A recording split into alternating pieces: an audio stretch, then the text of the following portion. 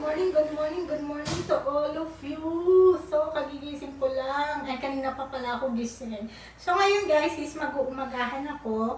Kanina, ininom ko lang is, nagawa lang ako ng juice mga bandang 5 AM. So, ngayon is magbe-breakfast na ako. Ayun na, my stomach need breakfast. So, ano ba ang ating kakainin for today? So, share ko sa inyo kung anong kakainin ko. So, first guys, is magkakat tayo ng banana.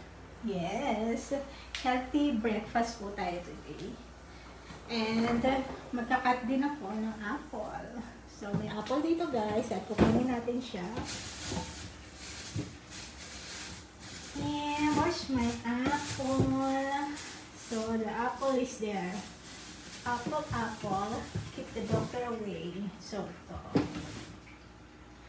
ito siya guys. So, itong aking magahan, apple at saka banana. So, ayan guys, ikakat na natin siya. Yes. Minsan kasi guys, ang katawan natin, kailangan nating alagaan. And we need alaga-alaga sa katawan.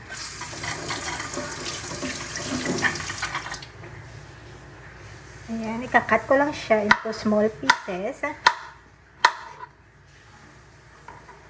Ayan. Tapos, apple. Siyempre, hugasan natin yung apple bago natin kainin, no? Ayan. What? Tingnan nyo yung apple. Sira sa loob.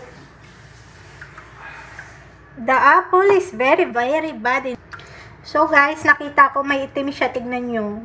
Binili namin tong apple sa grocery store. So ang ikakainin ko lang is yung walang itim. So tatanggalin natin siya.